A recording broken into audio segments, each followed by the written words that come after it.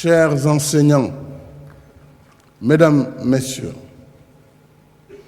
je suis heureux d'être parmi vous pour célébrer le mérite et l'excellence à l'occasion de cette importante cérémonie qui constitue une innovation majeure dans le secteur de l'éducation.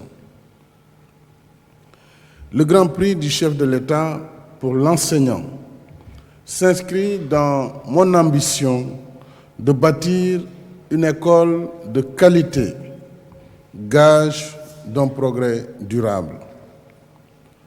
Il s'agit de fêter chaque année un enseignant qui s'est investi de manière exceptionnelle à la cause de l'éducation afin d'offrir à la nation et en particulier à ses pairs son exemplarité,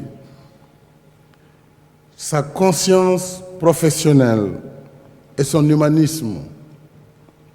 Cette option traduit notre souci constant de conforter l'enseignant.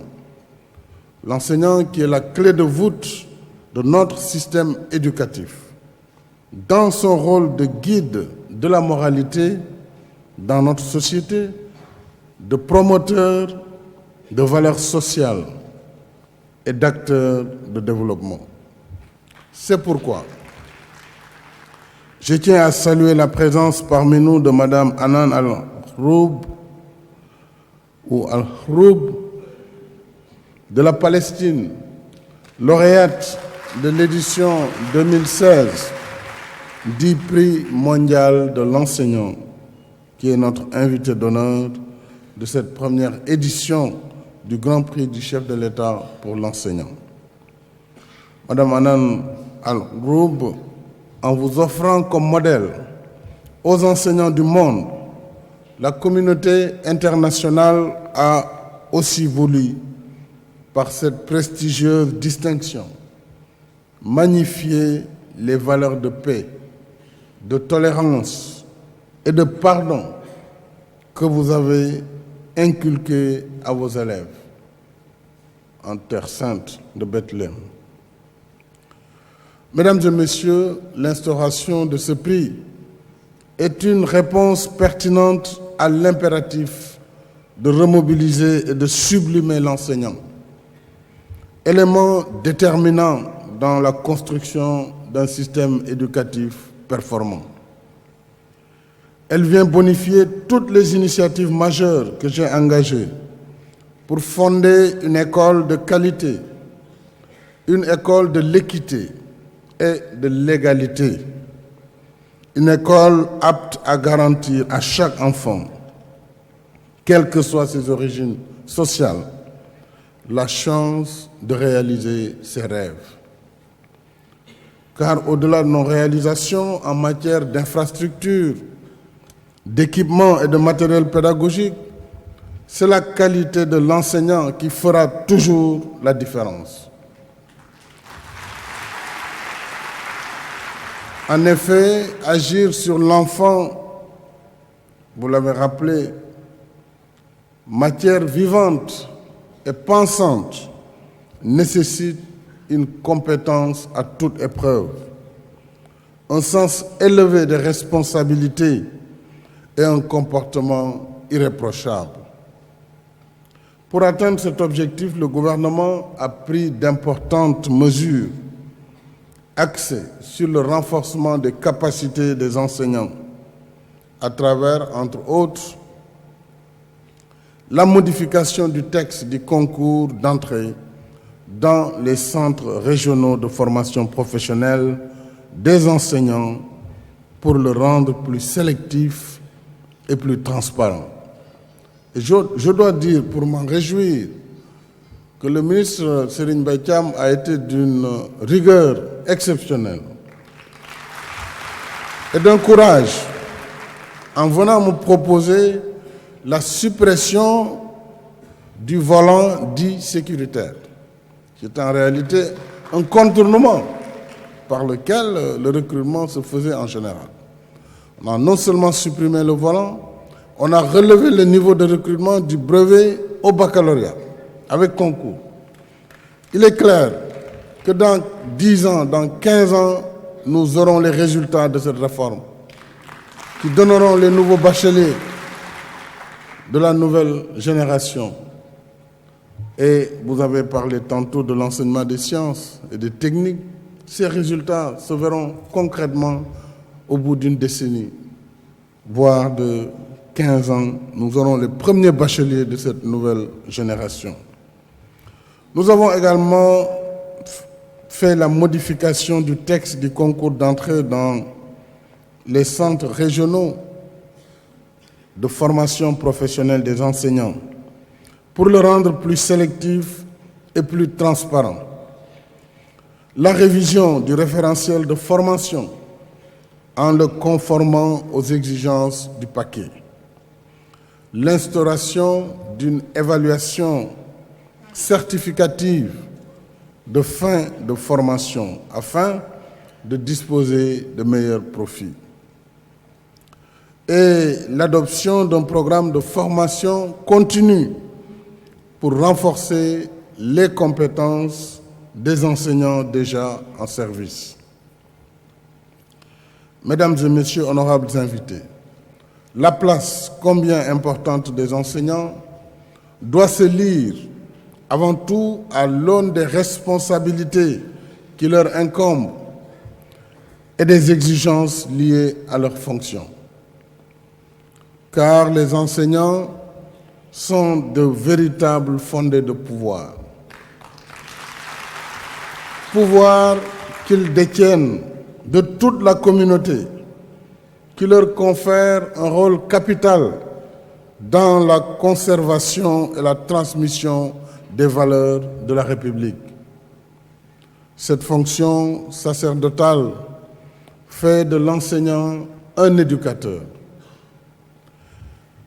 un formateur, mais aussi un symbole de civisme que nous devons protéger. C'est tout le sens du lancement par le gouvernement de l'opération Coup de poing pour la régularisation de la situation administrative des enseignants. Cette action, mesdames et messieurs, a permis, au 25 septembre 2017, de traiter 24 947 cas, qui sont des actes de validation, d'avancement, de titularisation, de reclassement concernant 67 042 enseignants. Il s'y ajoute le paiement en 2016 au titre des rappels de validation, d'intégration et d'avancement d'un montant de 23 933 millions de francs CFA sur un engagement budgétaire de 24 milliards de francs.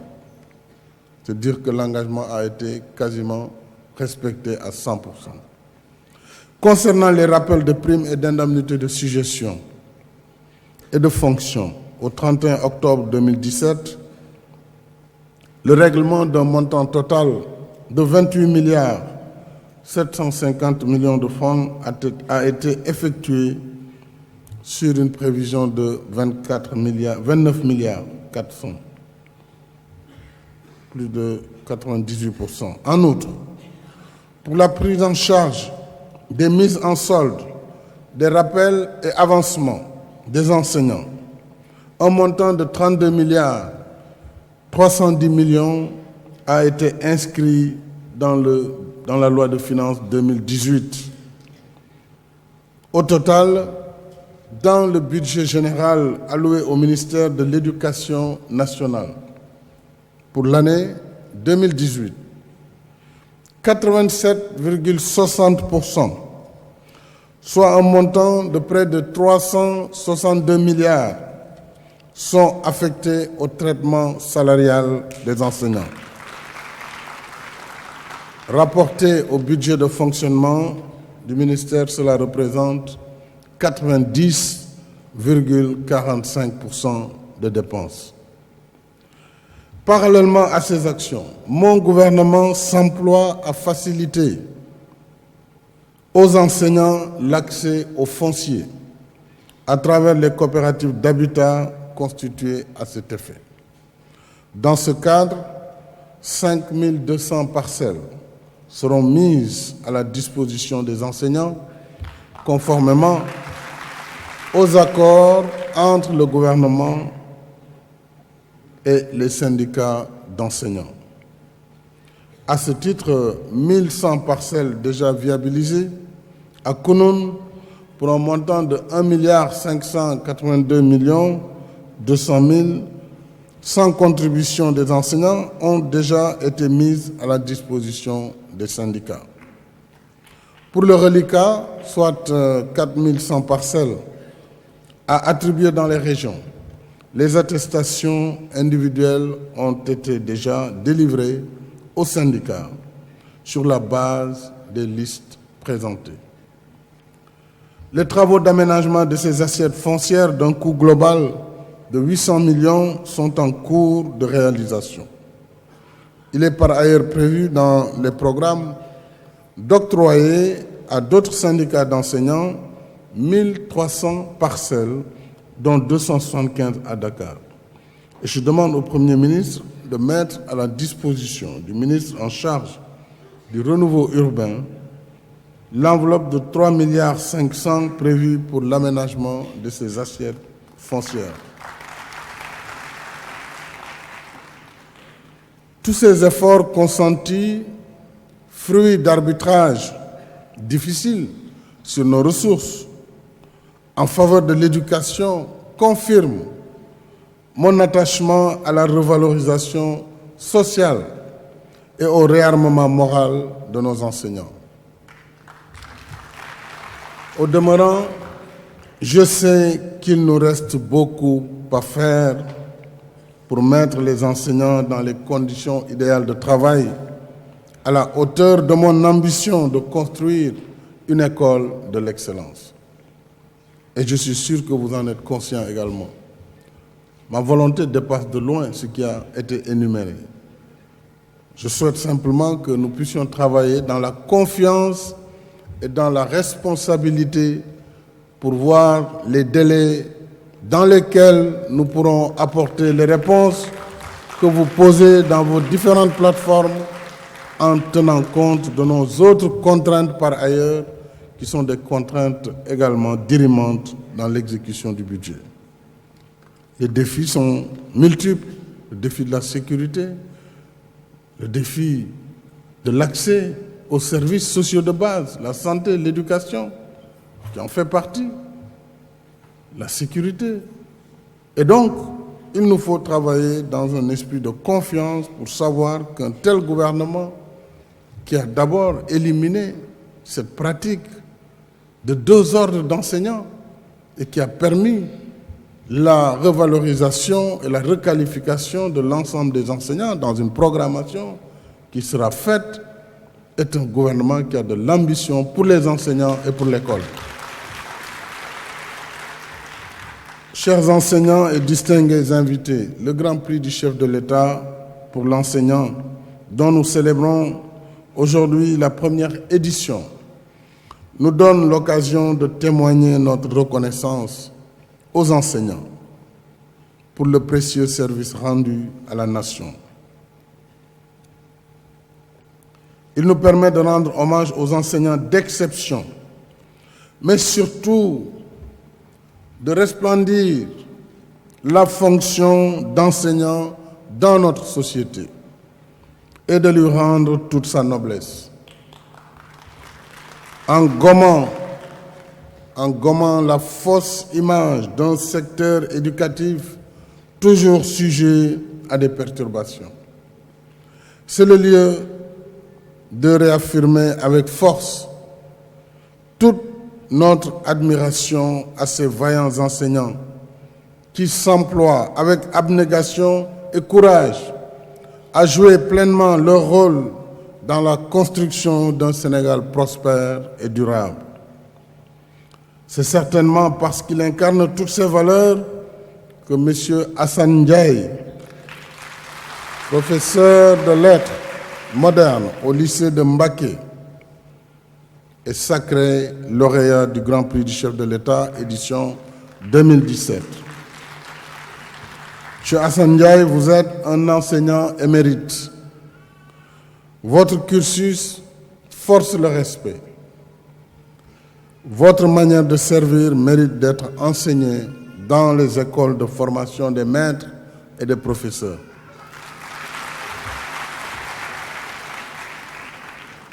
Au cours de vos 27 années d'exercice, vous avez fait preuve de professionnalisme, de dévouement et d'esprit d'initiative. Le film nous en montre quelques aspects. Autant de qualités reconnues et bien appréciées par l'ensemble de vos supérieurs hiérarchiques, mais aussi l'ensemble de vos collègues, de vos élèves, de vos parents. Au nom de la nation et à mon nom personnel, je vous rends un hommage appuyé pour votre engagement. Un engagement altruiste, parce qu'on l'a indiqué, vous avez aménagé votre domicile pour y donner gratuitement des cours de soutien pédagogique.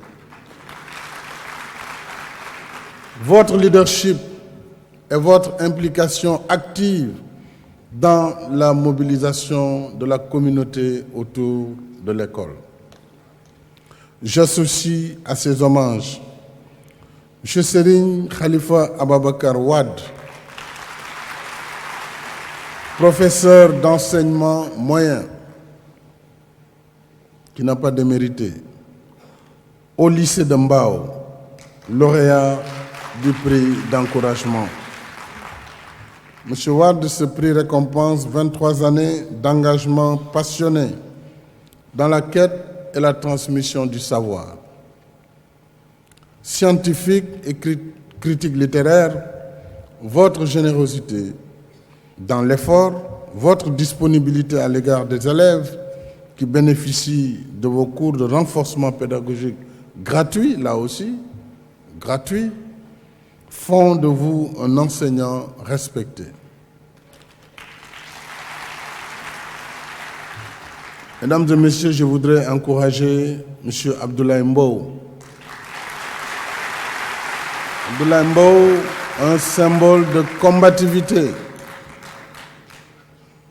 de courage, qui a su, malgré les multiples entraves, franchir avec brio plusieurs étapes de la vie avant d'intégrer le centre Talibou Dabo, où il a exercé en qualité d'enseignant bénévole pendant 5 ans.